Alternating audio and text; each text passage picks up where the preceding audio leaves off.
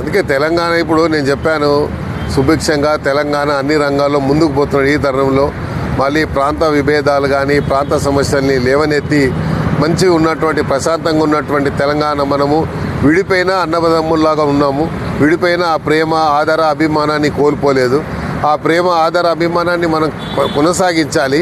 మనకు మళ్ళా ప్రాంతాలు విభేదించేటువంటి ప్రయత్నాలు జరుగుతాయి. కొంతమంది స్వార్థంతో ప్రయత్నం చేస్తూ ఉంటారు.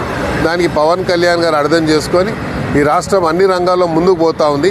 ఆంధ్రప్రదేశ్ కూడా అలాగే మరి చంద్రబాబు నాయుడు గారు నాయకత్వంలో ఆంధ్రప్రదేశ్ కూడా ఈరోజు అభివృద్ధి పథంలో నడుస్తున్నటువంటి ఈ తరుణంలో మీ ఫోకస్ అక్కడి నుంచి ఇక్కడ డైవర్ట్ చేస్తే అక్కడ అభివృద్ధి కుంటుపడేటువంటి ప్రమాదం ఉంటుందనే విషయాన్ని కూడా వాళ్ళు అర్థం చేసుకొని మన విడిపోయినా మనం ఒక సోదర భావంతో అన్నదమ్ముల్లాగా ఉన్నాం కాబట్టి అది కొనసాగించేటువంటి ప్రయత్నంలో అందరూ కూడా మనము బాగా మన నిమగ్నం కావాలని నాయకత్వంలో తెలంగాణ ఉద్యమకారులని పరిష్కరించాలని మీరు చూశారు. అందులోనే ముఖ్యమంత్రి గారు ఆలోచించి మొన్న మహిళా కమిషన్ వేసినప్పుడు మరి శ్రీకాంత్ చారి గారి అమ్మాయి మా మదర్ని కూడా కమిటీ సభ్యులుగా వేయడం జరిగింది.